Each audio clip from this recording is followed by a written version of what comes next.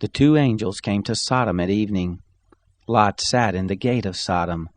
Lot saw them and rose up to meet them. He bowed himself with his face to the earth, and he said, "See now, my lords, please turn aside into your servant's house. Stay all night, wash your feet, and you will rise up early and go on your way." They said, "No, but we will stay in the streets all night." He urged them greatly, and they came in with him and entered into his house.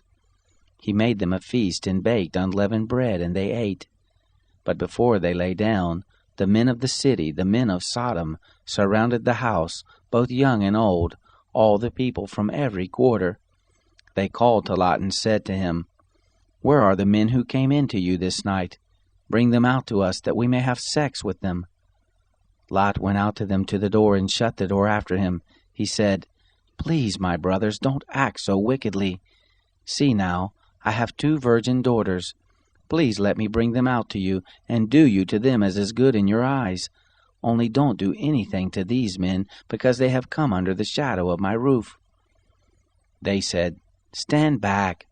They said, "This fellow came in to live as a foreigner, and he appoints himself a judge. Now we will deal worse with you than with them." They pressed hard on the man, even Lot, and drew near to break the door. But the men put forth their hand, and brought Lot into the house to them, and shut the door. They struck the men who were at the door of the house with blindness, both small and great, so that they wearied themselves to find the door. The men said to Lot, "Do you have anybody else here?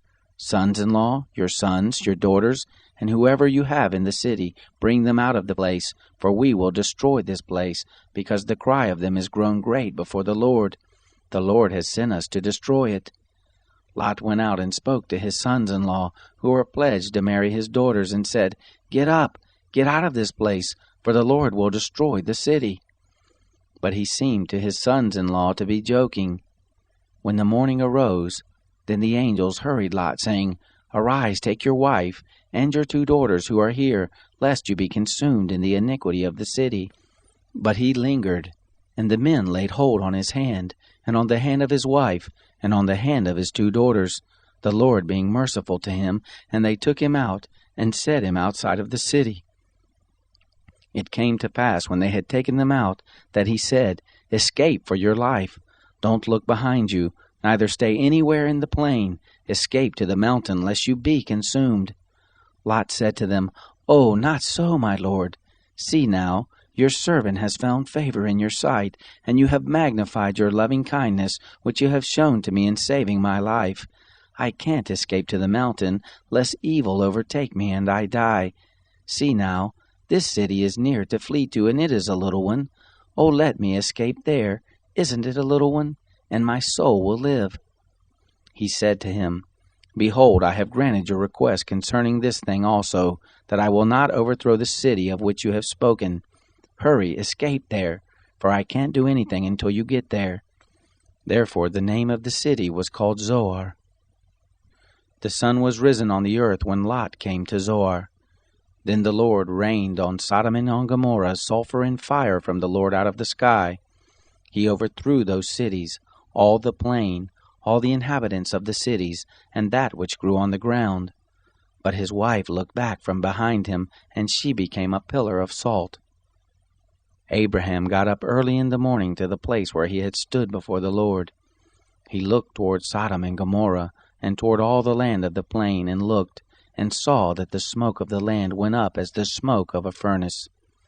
It happened, when God destroyed the cities of the plain, that God remembered Abraham, and sent Lot out of the midst of the overthrow, when he overthrew the cities in which Lot lived. Lot went up out of Zoar, and lived in the mountain, and his 2 daughters with him, for he was afraid to live in Zoar. He lived in a cave with his 2 daughters. The firstborn said to the younger, "Our father is old, and there is not a man in the earth to come into us after the manner of all the earth. Come, let's make our father drink wine, and we will lie with him, that we may preserve our father's seed." They made their father drink wine that night, and the firstborn went in and lay with her father. He didn't know when she lay down, nor when she arose. It came to pass on the next day that the firstborn said to the younger, "Behold, I lay last night with my father. Let us make him drink wine again tonight. You go in and lie with him, that we may preserve our father's seed." They made their father drink wine that night also. The younger arose and lay with him. He didn't know when she lay down, nor when she arose. Thus both of Lot's daughters were with child by their father. The firstborn bore a son, and named him Moab. The same is the father of the Moabites to this day. The younger also bore a son, and called his name Ben-Ami. The same is the father of the children of Ammon to this day. Abraham traveled from there toward the land of the south, and lived between Kadesh and Shur. He lived as a foreigner in Gerar. Abraham said about Sarah his wife, "She is my sister."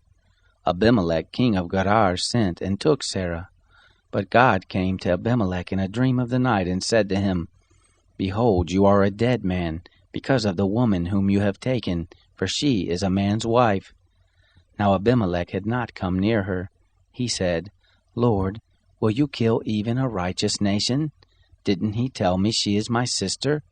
Even she herself said, 'He is my brother.' In the integrity of my heart and the innocence of my hands have I done this." God said to him in the dream, "Yes, I know that in the integrity of your heart you have done this, and I also withheld you from sinning against me. Therefore I didn't allow you to touch her. Now therefore restore the man's wife, for he is a prophet, and he will pray for you and you will live. If you don't restore her, know for sure that you will die, you and all who are yours." Abimelech rose early in the morning and called all his servants and told all these things in their ear. The men were very scared. Then Abimelech called Abraham and said to him, "What have you done to us? How have I sinned against you, that you have brought on me and on my kingdom a great sin? You have done deeds to me that ought not to be done." Abimelech said to Abraham, "What did you see that you have done this thing?" Abraham said, "Because I thought, surely the fear of God is not in this place. They will kill me for my wife's sake. Moreover, she is indeed my sister, the daughter of my father, but not the daughter of my mother, and she became my wife. It happened, when God caused me to wander from my father's house, that I said to her, 'This is your kindness which you shall show to me. Everywhere that we go, say of me, He is my brother.'" Abimelech took sheep and oxen, men servants and women servants, and gave them to Abraham, and restored Sarah his wife to him. Abimelech said, "Behold, my land is before you. Dwell where it pleases you." To Sarah he said, "Behold, I have given your brother 1,000 pieces of silver. Behold, it is for you a covering of the eyes to all that are with you. In front of all you are vindicated." Abraham prayed to God. God healed Abimelech and his wife, and his maidservants, and they bore children. For the Lord had closed up tight all the wombs of the house of Abimelech, because of Sarah, Abraham's wife. The Lord visited Sarah as he had said, and the Lord did to Sarah as he had spoken. Sarah conceived, and bore Abraham a son in his old age, at the set time of which God had spoken to him. Abraham called his son who was born to him, whom Sarah bare to him, Isaac. Abraham circumcised his son Isaac when he was 8 days old, as God had commanded him. Abraham was 100 years old when his son Isaac was born to him. Sarah said, "God has made me laugh. Everyone who hears will laugh with me." She said, "Who would have said to Abraham that Sarah would nurse children? For I have borne him a son in his old age." The child grew and was weaned. Abraham made a great feast on the day that Isaac was weaned. Sarah saw the son of Hagar the Egyptian, whom she had borne to Abraham, mocking. Therefore she said to Abraham, "Cast out this handmaid and her son, for the son of this handmaid will not be heir with my son, even with Isaac." The thing was very grievous in Abraham's sight on account of his son. God said to Abraham, "Don't let it be grievous in your sight because of the boy, and because of your handmaid. In all that Sarah says to you, listen to her voice, for from Isaac will your seed be called. Also of the son of the handmaid will I make a nation, because he is your seed." Abraham rose up early in the morning, and took bread and a bottle of water, and gave it to Hagar, putting it on her shoulder, and gave her the child, and sent her away. She departed and wandered in the wilderness of Beersheba. The water in the bottle was spent, and she cast the child under one of the shrubs. She went and sat down opposite him a good way off, about a bow shot away, for she said, "Don't let me see the death of the child." She sat over against him and lifted up her voice and wept. God heard the voice of the boy. The angel of God called to Hagar out of the sky and said to her, "What ails you, Hagar? Don't be afraid, for God has heard the voice of the boy where he is. Get up, lift up the boy, and hold him in your hand, for I will make him a great nation." God opened her eyes, and she saw a well of water. She went, filled the bottle with water, and gave the boy drink.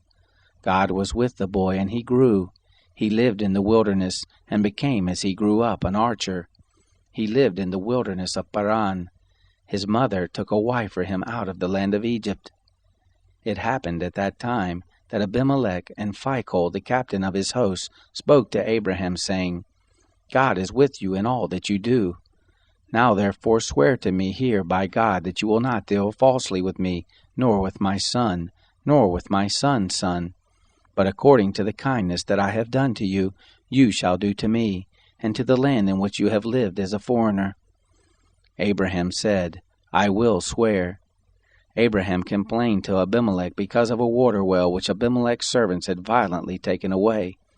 Abimelech said, "I don't know who has done this thing, neither did you tell me, neither did I hear of it until today." Abraham took sheep and oxen and gave them to Abimelech. Those two made a covenant. Abraham set 7 ewe lambs of the flock by themselves. Abimelech said to Abraham, "What do these 7 ewe lambs which you have set by themselves mean?" He said, "You shall take these 7 ewe lambs from my hand, that it may be a witness to me that I have dug this well." Therefore he called that place Beersheba, because they both swore there. So they made a covenant at Beersheba. Abimelech rose up with Phicol, the captain of his host, and they returned into the land of the Philistines. Abraham planted a tamarisk tree in Beersheba, and called there on the name of the Lord, the everlasting God. Abraham lived as a foreigner in the land of the Philistines many days.